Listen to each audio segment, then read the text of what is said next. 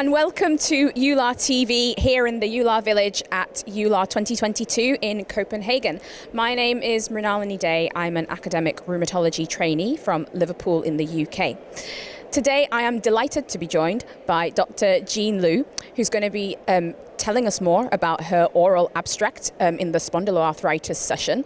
The full title of her abstract is Comorbidity Clusters in Ankylosing Spondylitis and their association with disease activity and functional impairment, data from the PSOAS cohort.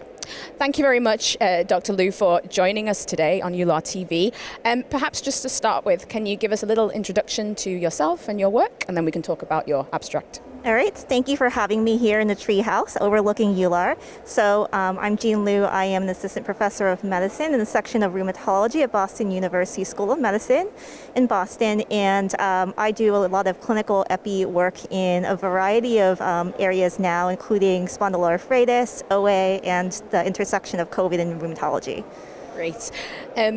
And so just going into your work, and particularly this bit of work, so I think what would be really useful for our audience is to find out just a little bit more about the PSOAS cohort to start with.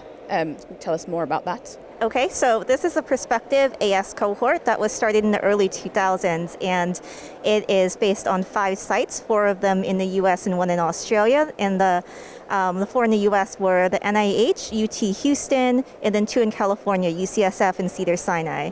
And they've been collecting longitudinal data since 2002-ish on people who have AS or radiographic axial spondyloarthritis by the modified New York criteria. And these people are followed at study visits every 6 months, and information about their comorbidities, medications, specific labs, metrology are collected. Great, okay. Now, this work focused on comorbidities. So there is quite a lot of debate as to what we classify as a comorbidity or related terms such as coexisting conditions. Perhaps could you just clarify for us how that was sort of terminology was used? So we have the term comorbidity in this work, and we also have extra musculoskeletal manifestation, or EMM, which is the new term for what we used to call extra articular manifestations, EAM. And this was a subject of debate and discussion at a couple of ASAS meetings ago. But basically, extra musculoskeletal manifestations are uveitis, IBD, and psoriasis, and then everything else is considered a comorbidity. Okay, so for those of us who may not be familiar with the methodology used, could you just tell us a little bit more about how cluster analysis was applied to this particular study? Okay, so the research question really focuses on how combinations of comorbidities are associated with these clinical outcomes that we're interested in.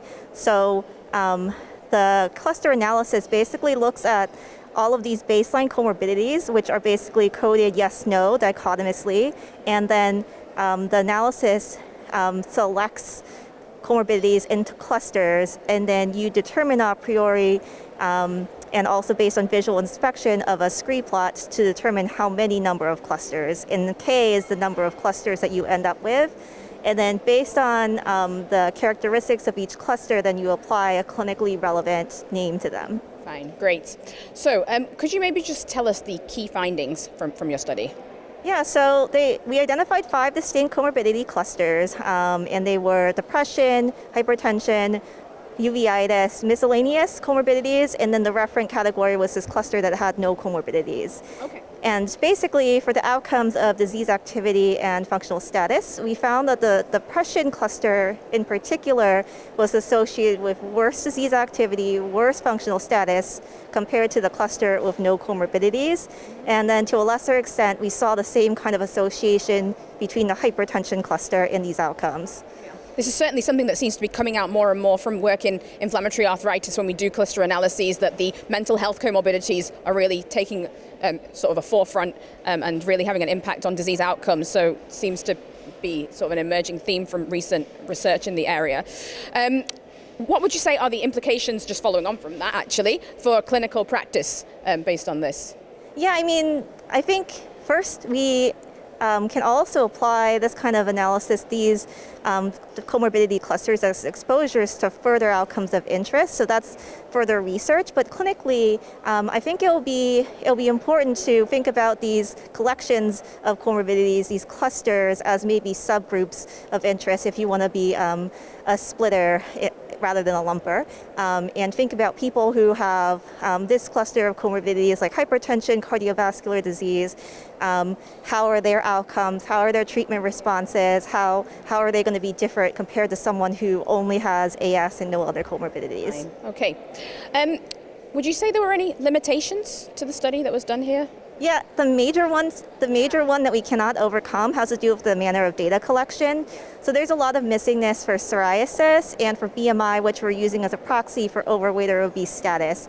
So we could not include those in the cluster analysis, and we know those are important conditions when you're thinking about AS. Yeah, okay. And just finally, is there going to be any further work coming off on the back of this particular study that we can look forward to? Yeah, so this is actually a pair of aims that Paras Kamataria, the lead author of this work, was funded to do. And he has a major interest in comorbidities and AS, so there's more to come from that. But as far as this specific study at ACR, hopefully he'll be presenting work that's done looking at these outcomes longitudinally, because this was still a cross-sectional analysis. Great. So we look forward to seeing more of that in later congresses. Thank you very much for joining me, Dr. Jean Liew, and thank you for joining us on EULAR TV. We hope you enjoyed our discussion. Thank you.